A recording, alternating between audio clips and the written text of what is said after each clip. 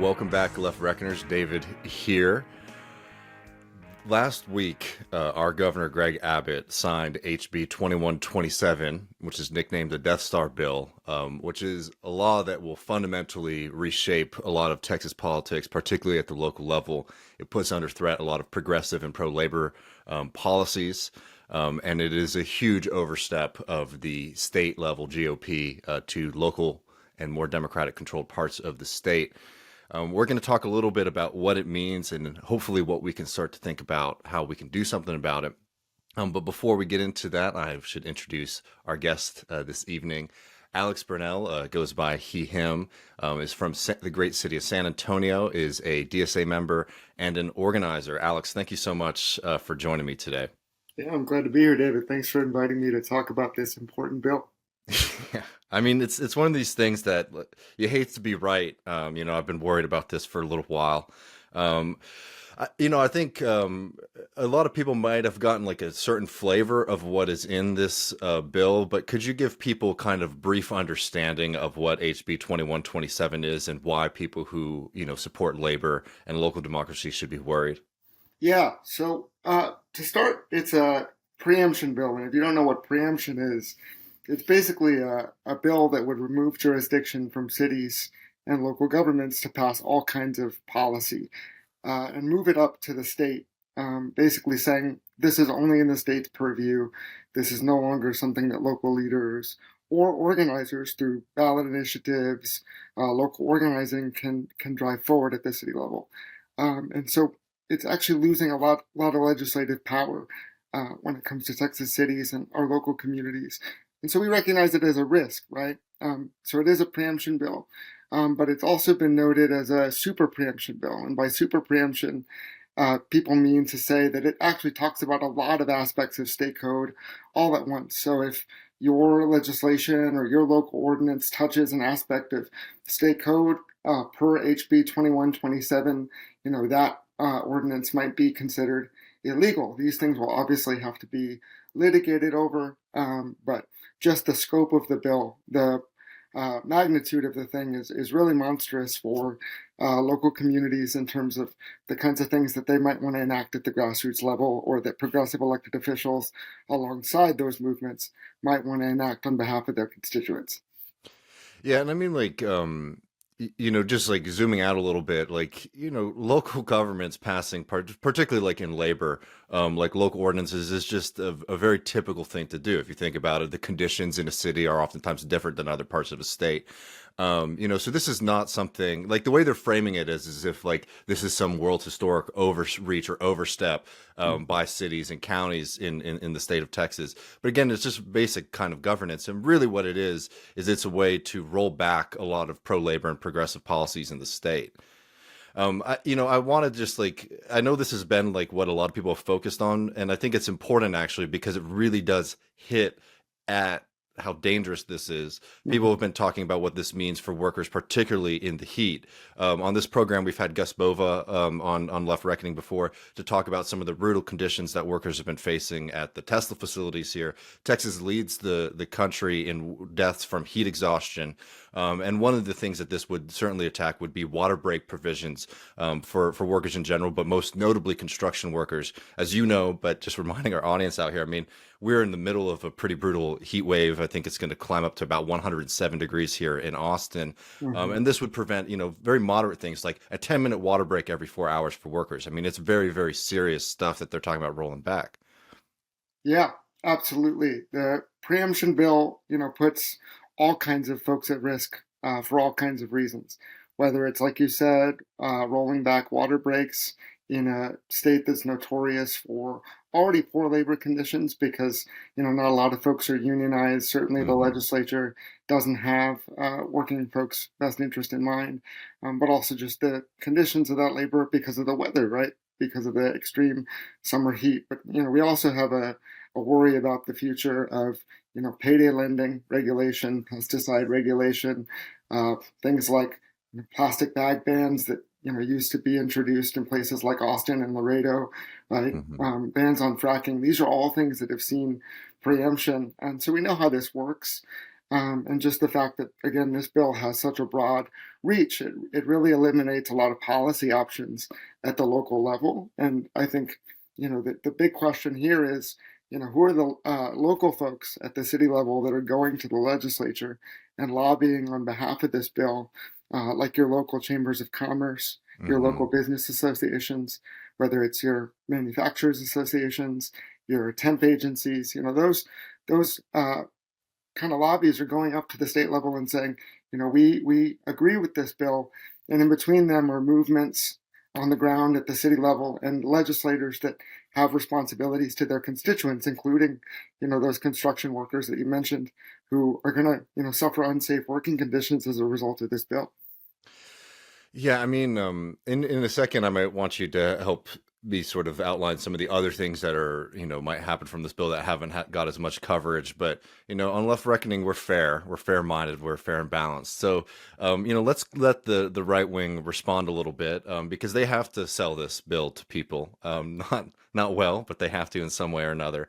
This is Texas State Representative Dustin Burrows, who's the author of HB 2127 on the Texas Public Policy Foundation's talk show, I guess.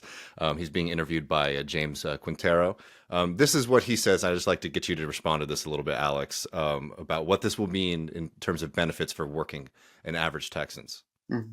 Sounds like a great bill. Can you tell us, if this bill were to pass in a law, how do you think the average Texan would benefit? So, this is the type of bill, reason I ran for office. A deep belief in, capitalism that has done more to provide jobs and food and economy and economic growth and opportunity for people than any other form, of government out there, any other form of market structure. And with this, what we do is we get government ordinances out of the way so small businesses can grow, can thrive. It's going to attract business and capital to Texas because we'll be a pro-business state. And what does that mean? That means higher wages, more jobs, better, competition for those type of things. And so as we're dealing with rampant inflation and all the other problems, this is actual good, sound economic policy that every Texan is going to benefit from. So is this good, solid economic policy that's going to benefit average and everyday Texans, Alex? Yeah, so a couple things in what he said. First of all, the framing of the discussion around this legislation, folks that are proponents of it, like Dustin Burrows, folks like the Texas Public Policy Foundation, right-wing think tank here in Texas, they're arguing for regulatory consistency, that if you're a company operating in Texas, and cities have different ordinances, you're increasing your administrative burden to have to comply with all kinds of different rules, right? And so regulatory consistency will lead to, as they argue, a better business climate. And he says, better wages, better jobs, etc. But, right, I think it's important to note, what has it meant that the auto industry has moved gradually from the north to the south, right? Hmm. In places like San Antonio, there's a Toyota plant. That's not because we have great wages as a result of, being an attractive business environment. It's obviously because we have a low minimum wage at the state level. And so they're arguing for regulatory consistency. And so what I would just ask people to consider is, what has that consistency meant? It's meant that the state has all the policy making power as cities have more and more responsibility, right? They have less and less power and more responsibility. And the consequences of that for everyday working people is that we have depressed wages, poor labor standards. And so he's just taking the actual outcomes of the policies that they enact and inverting the actual consequences of the policy once they're in effect. No, 100%. I mean, like, as we've covered a lot in this program, the kind of triumphalism, for example, of a lot of the companies that are moving here, particularly a company like Tesla. The idea is like, oh, they're coming to Texas because Texas is leading in innovation. It's like, well, no, actually, Elon Musk is running from multiple labor lawsuits in the state of California, and he thinks that the government and Texans in general, I'll say that Musk thinks that Texans are chumps, and he can come here and take advantage of working people. It's a race to the bottom kind of argument here. Mhm. And as we said before, this kind of Texas is not. You have to make a pretty incredible argument to say that Texas is an overregulated state at this point. We do have some funny, arcane laws, but that just is because our government barely meets every, couple of years. I wanted to talk a little bit about, the progressives and the strategy in just a second, Alex. But, when we talked a couple days ago about this, you noted there's a couple other things that are likely to come out of this bill that are in this bill that a lot of people might not be as familiar with. So is there anything that you've sort of seen that you don't think has been sort of covered or talked about enough when it comes to HB 2127? Yeah, so if you look at the text of the legislation, a lot of the news reporting that's been done about the bill is obviously about the super preemption, the preemption aspects of this bill, things that, cities and local governments won't be able to do if the policies that they bring forward touch any aspect of state code, right? And that's basically moving policymaking power, policymaking jurisdiction up to the state level and away from cities. That's been well told. And all the consequences, we've already discussed a little bit in this conversation, but some other aspects of the bill that I think are just as vital to understand because they change the ways that progressives, leftists, people in the city, at the city level, interested in bettering things for working people. We also have to understand what else this bill does to make that harder. And to start that, right, first, there's some change of venue provisions.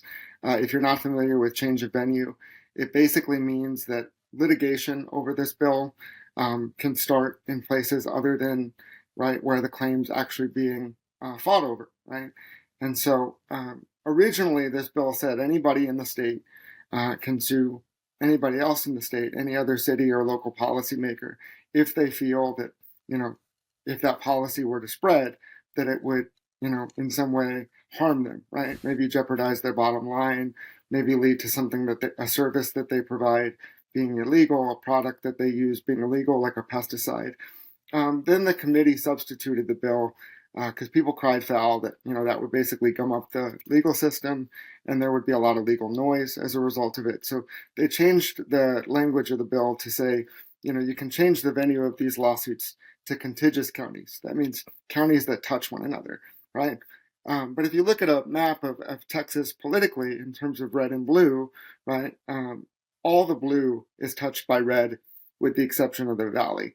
And so you have a situation where people can be sued in places where justices and judges are chosen in a partisan way. So you can be sued in a very hostile court in a neighboring red court from a blue county. So that's the change of provision piece. The other element of this bill that I think is worth kind of pulling out and giving more attention is the fact that it gets rid of qualified immunity. And that is, in terms of a party in a lawsuit, right? Qualified immunity means that for individual city council members, they would be shielded from being sued, and it would be the city, right? The actual city entering the lawsuit as opposed to an individual council member. Getting rid of qualified immunity means that council members can be sued personally. And so we need to see this as a chilling effect on, progressive city council members that might stick their neck out and support, what movements are doing on the ground because they have that organizer from the dais mentality about their role as an elected official is really to work, with organizations on the ground, their constituents who are doing small d local grassroots democracy work on behalf of, all the residents in their community to try to improve something with a local ordinance. If that council member feels that there's even a potential that they might be sued personally, it's going to make those kinds of appeals a lot more challenging. And not only that, but combined with the change of venue, they might be sued in a hostile court. And so this really changes the terrain that Texas organizers sort of have to work under as we continue to face different aspects of minority rule, which I hope we are able to get into and talk about. Yeah, no, we definitely will. I mean, but I think that this is just like a really important point, and to also remember this in relationship to some of the other things, like Abbott now is going to start coming after district attorneys that he doesn't like, and there's an irony here, and I know there's only so much that you could point out Republican hypocrisy on these things, but when Ken Paxton right now is like under impeachment and under investigation for serious corruption and crimes, one of the arguments that you get from the his Republican defenders is, well, Ken Paxton was elected, and he's been elected multiple times. Therefore, the court of public opinion, the court of democracy is like the final court, the final say. And yet that's basically being denied to millions of Texas, both with their district attorneys, if Greg Abbott doesn't like them, frankly, or in this case, literally threatening them with, lawsuits, which could be absolutely devastating.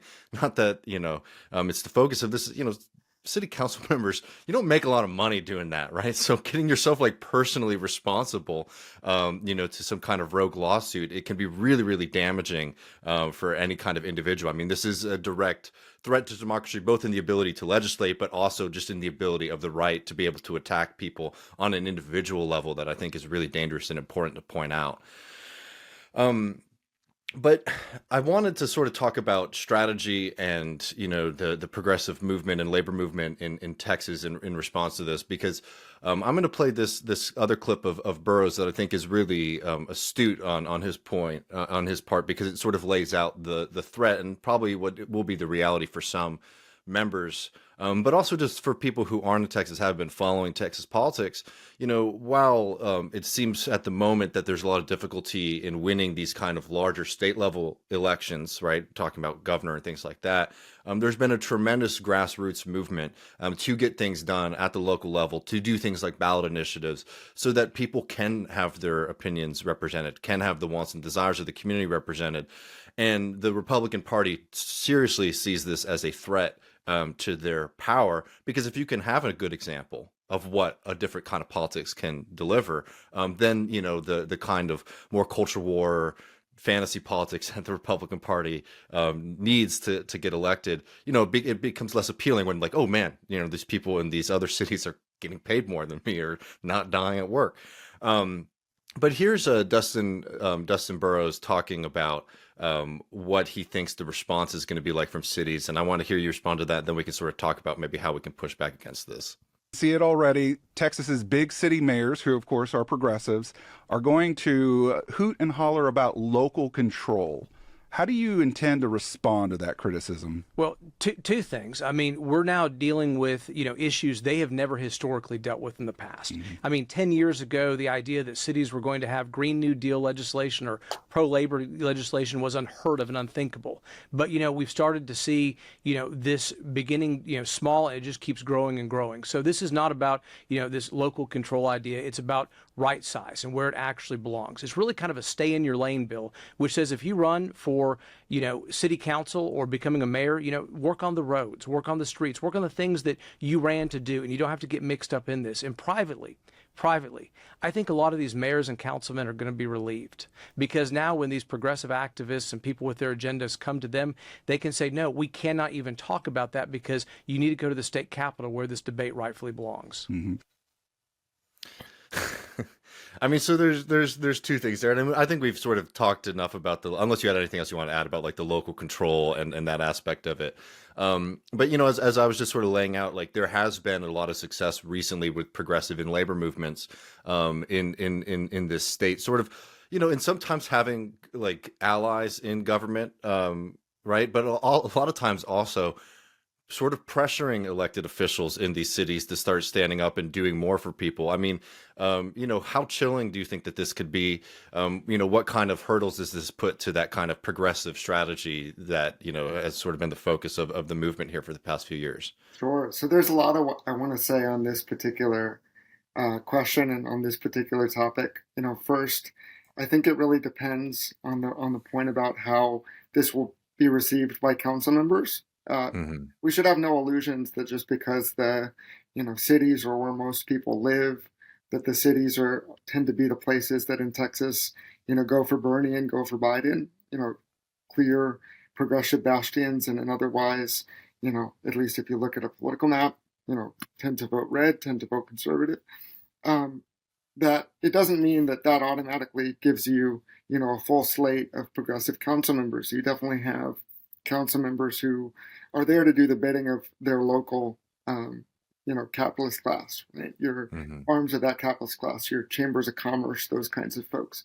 And so there are going to be folks in the room that look at a bill like HB 2127 as a positive because, it it removes any responsibility for them to do anything but what they like, which is, sort of serve as mouthpieces in those seats for those institutions, right? And so there are going to be council members that really enjoy that, this sort of conflict that it creates for them politically is now dealt with. But for, folks that recognize the particular position that cities have in macroeconomics, right? Not just, thinking about it in the way that some of the articles have discussed HB2127, this kind of local control versus Mm-hmm. regulatory consistency, but really thinking about, every time the GDP of Texas is touted, all those things that are discussed as positives of Texas by leadership for really cynical reasons, right? Not including, all the labor and all the effort of Texas's working class, oftentimes, Mm-hmm. in those segregated communities in those cities, right?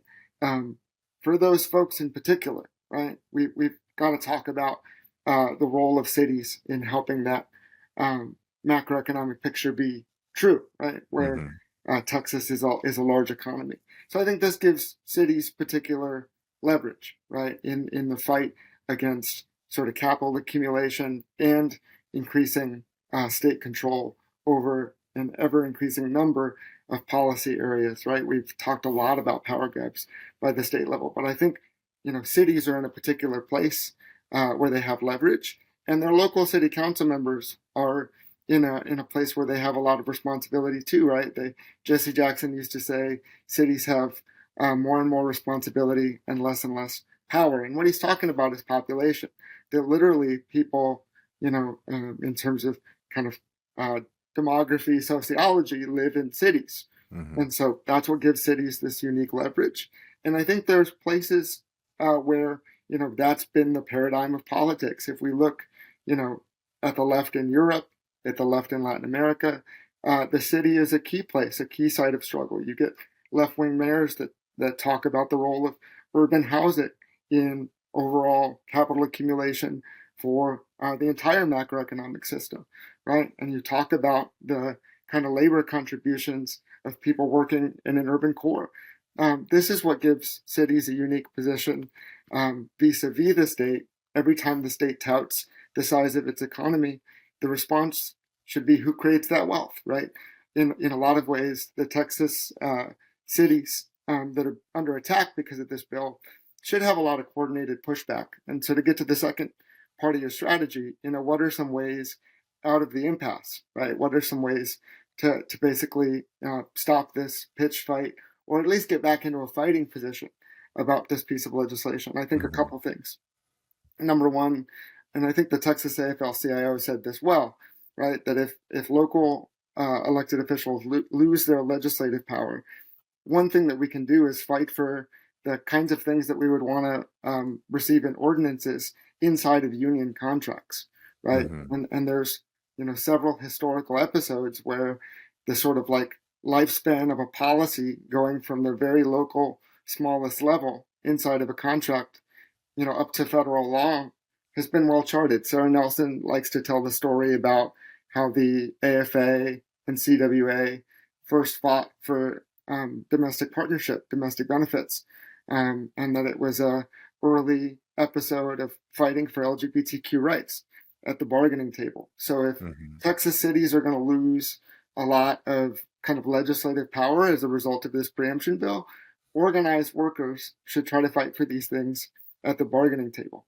And the benefit of doing so, right, is that it builds a labor movement, which if we continue to build the labor movement and we can get it working in a coordinated way across cities, this kind of structural point about the role of cities in capital accumulation and the role that cities have played for left politics elsewhere in the world can be more true for Texas. So first thing is negotiate for those things in your contract.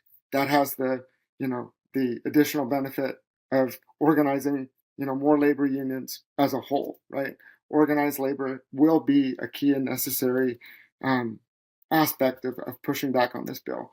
The other thing is, cities have city attorneys, and a lot of this legislation, because it's so broad is going to be determined in test cases, right? It's Hmm. going to be determined in courts, which is why there's all those other provisions that we talked about, change of venue, qualified immunity. We don't know exactly how this is going to land on the policy-making power of cities. We know it's a big threat, but ultimately, in specific application, it's going to be tested in court, which means city attorneys are going to have to go to bat over, you know, what the ramification of this law is for local lawmakers' Hmm. legislative power.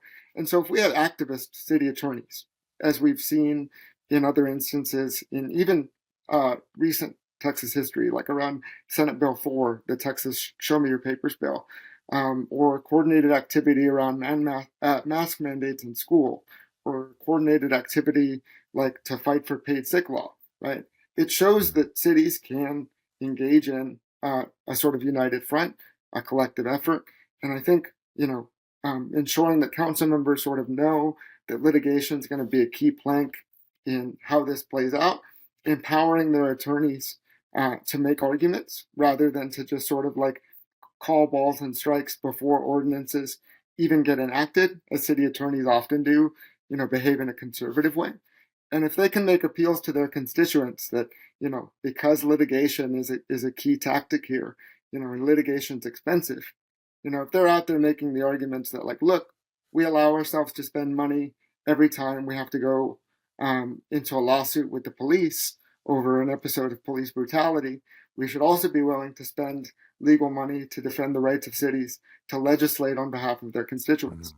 Because I think there's a price tag concern here that local leaders don't feel like they can defend expensive litigation in front of their constituents, right? But I think if you can make the appeal to constituents that this is part of ensuring that cities retain their power in an increasingly radicalized state leadership, I think there's a lot of kind of broad appeal that doesn't just have to do with a niche activist left, but can resonate with folks that realize, when the state's in control, they try to overturn our elections. When the state's in control, they put, bounty hunters chasing folks trying to receive life-saving abortion care, right? Hmm. That the state is a hostile actor.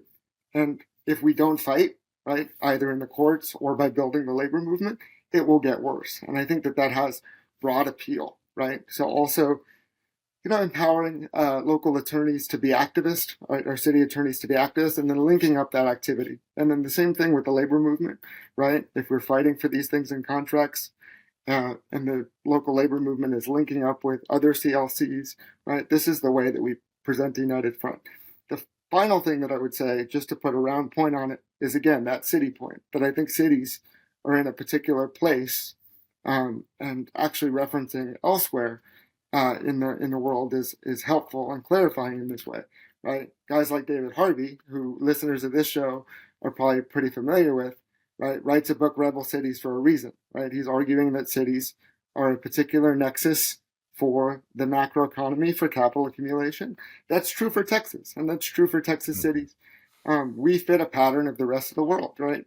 And that's what gives us structural leverage to sort of push back in a particular way if we're willing to adopt a different set of tactics and a completely different relationship to the way that this law has been framed. The way the law has been framed so far is, local control versus regulatory consistency. Instead, instead of, progressives left fighting for local control, instead of the right characterizing it as regulatory consistency, I would rather put it as, majorities versus minority rule, right? Most people in Texas live in cities. Um, we obviously want to legislate over things that we think impact our local communities and have done so numerous times over the years. So this is majorities of Texans speaking back about the kind of governance that they want and running into a crisis of democracy because their local elected officials are disempowered. And then they look at the state level and it's, gerrymandered unbelievably so that, districts are not competitive. Hmm. Republicans control most of the legislative committees, and so a lot of legislation stops at committee and doesn't move further to floor debate.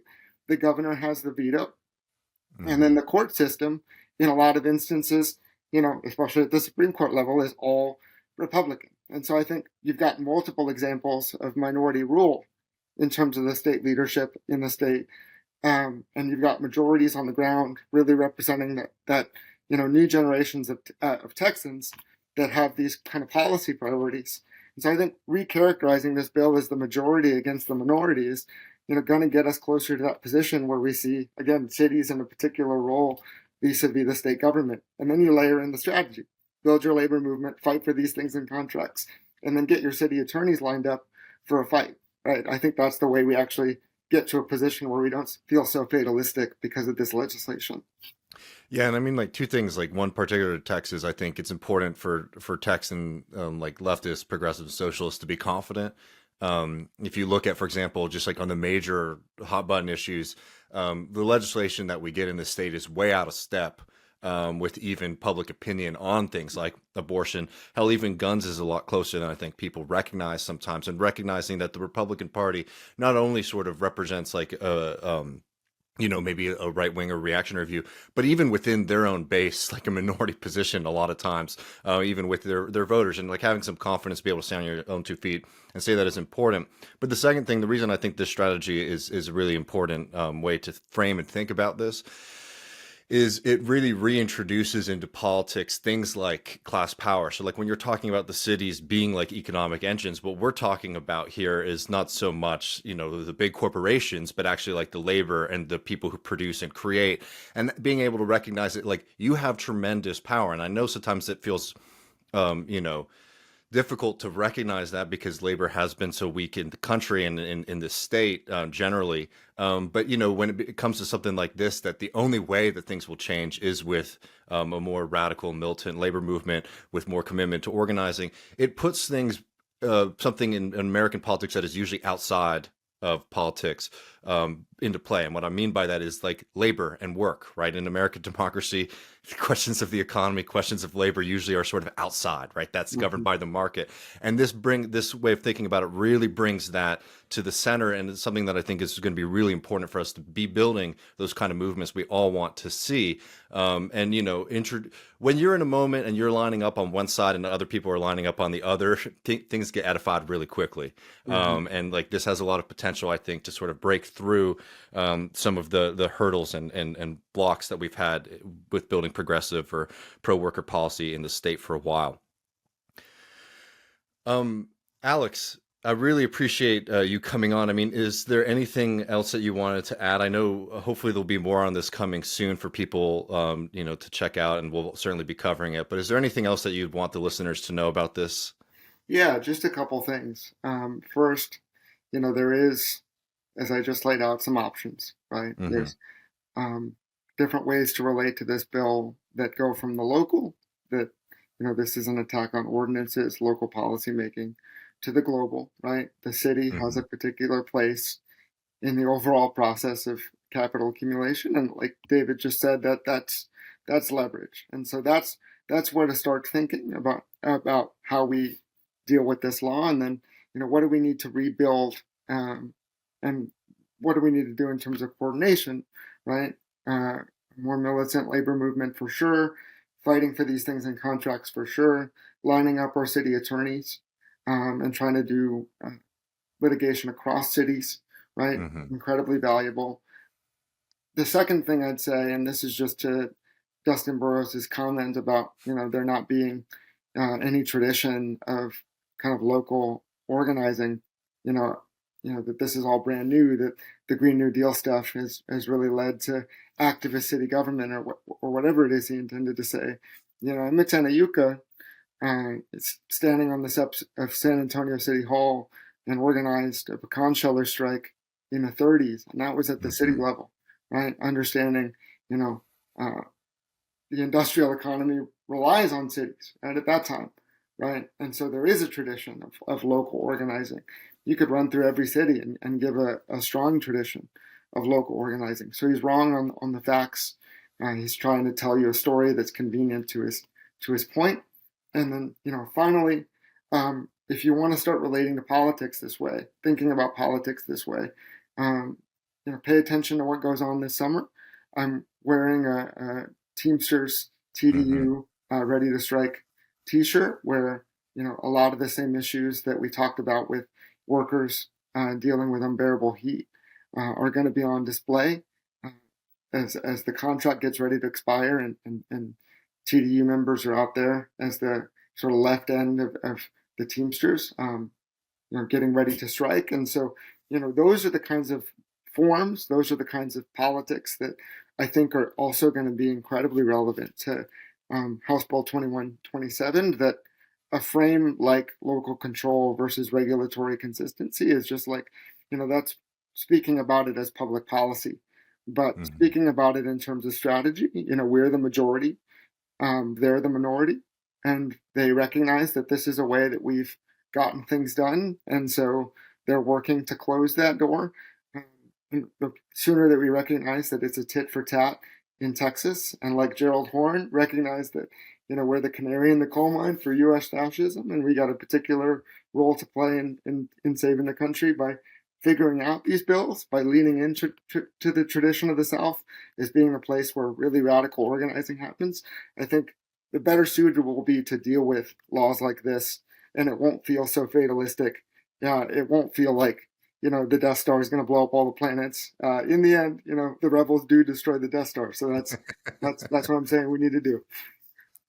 Well, hell yeah, brother. Well, Alex, I really appreciate you coming on Left Reckoning this evening. There'll be links below for people to follow Alex, and I appreciate all of your work. And yeah, brother, thank you so much. Appreciate it.